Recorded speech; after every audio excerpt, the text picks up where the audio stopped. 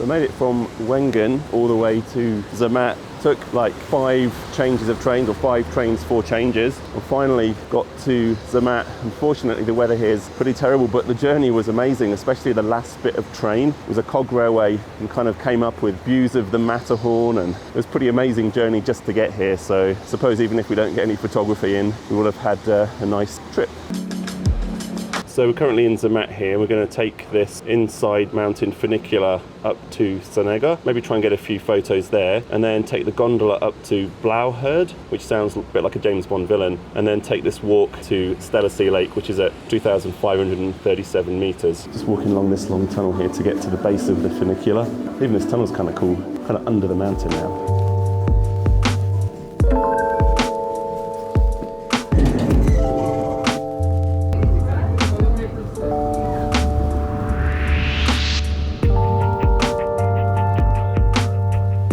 Vehicle 1 complete. Got to walk up these millions of stairs, well, not really millions, and then get on the gondola stroke cable car, however you want to call it, and then we'll be the start of the walk. All this altitude going up and down all the time is taking its toll on me. First stop doesn't look too promising. All that white there is not just because I'm overexposed, it's because of cloud. I can't actually see anything. Heading on those gondolas in a minute. Hopefully when we get up to the next stop, we'll be above the cloud at least. Right, let's try and get on this one, I think. Not going to rush for the first one. And we're on. It's pretty quiet today, probably because the weather's so bad. Hopefully we won't get a lot of rain and we'll be able to actually get a few shots in. This gondola is going to take us up to Blauherd and then see if we get above the clouds.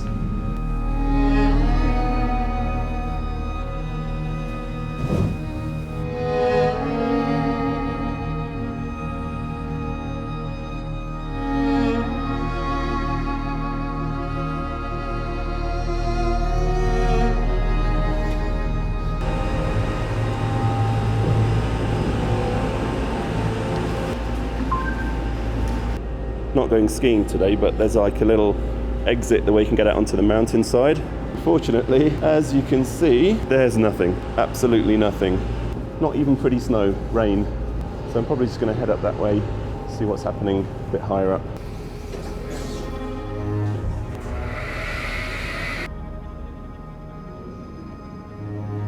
Cool kind of alpine room. I think what I might do is have a little sit down and just wait and see if this cloud's going to clear.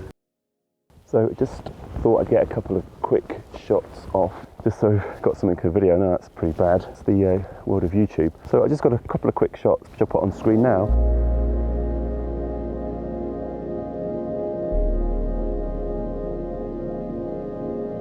Something wondrous is happening. Look, the sky is actually clearing, and just behind me there, a bit of blue sky, a bit of sunlight breaking through the clouds there, and even a little glimpse of a mountain. So things are starting to look up. Right, I'm going to follow the trail and try and find this lake.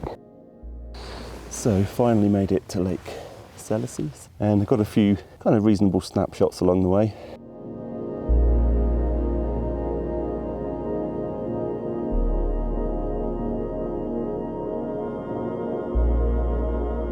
I'm going to have a walk around the lake, try and find a good composition, and then wait for the right moment. Could just be literally 1 or 2 seconds of perfect light and weather conditions to get the shot that I want. First of all, I think some more Swiss chocolate. So the weather's so changeable. You could see all of the mountains and like a little kind of hut or hotel up there a minute ago, and now it's all white again. We're getting like a little bit of fine drizzle. Normally, I think it's that way somewhere, you try and get a reflection of the Matterhorn, the famous Matterhorn mountain, in the water of the lake here, which would mean going to that end of the lake and shooting that way. But because all of the cloud is coming up the valley here and passing through, there's not really much point in trying to set up the camera looking that way because you're just going to get a white background. So I think what I'm going to do is try and find a nice composition somewhere down here using some of those rocks as foreground interest, and then wait for the light.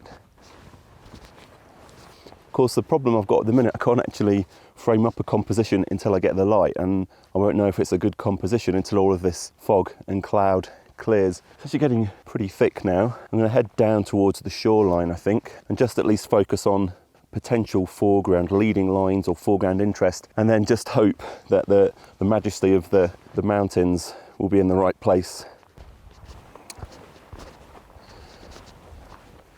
It's pretty atmospheric if nothing else. I have to keep putting the lens cap on and off because this moisture is coming on the lens all the time. Probably going to go for a low composition, I think. Have a look down here. It actually looks pretty cool at the minute with just the mist. So I might just sneakily fire off a shot handheld just for a bit of fun. So looking around here, this rock is probably the most obvious choice for some foreground interest. So I'm going to probably concentrate on this area. So before I set the tripod up, I'm just going to roughly work out where I want to put this stone in the foreground here. Maybe try and use the side of the lake there as leading lines. All right, looks like there's some light coming, so I'm going to have to work quick because there's a break in the cloud coming, which means we might see the mountain. Need to come a bit more this way. Going to get my feet wet. And what I want to try and be as careful as possible about here is overexposing the snow on the mountain. F16, 2-second timer.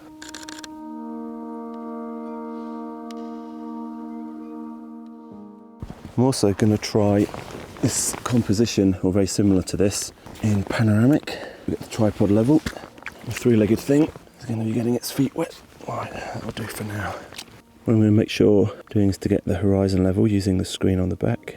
Right, here we go. First panel, second panel, third panel, fourth panel, fifth panel, and one for luck.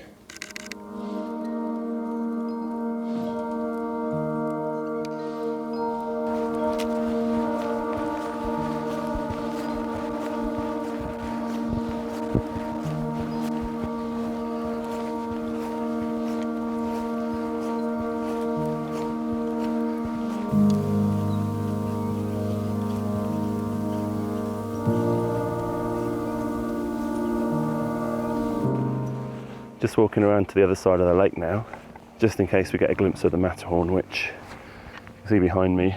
There's about 0 chance, I reckon, today.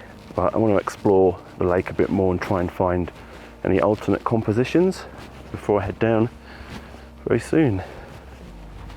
It's very beautiful up here though.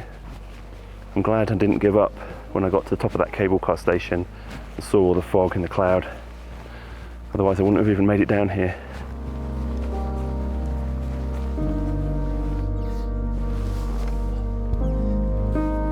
Well, I think that's all the landscape photography we might be able to get today. I'm going to have to head back down in a minute, back down to the city of Zermatt. I'm going to walk around the other side of the lake just to see if I've missed any potential compositions and see if anything happens in the clouds again.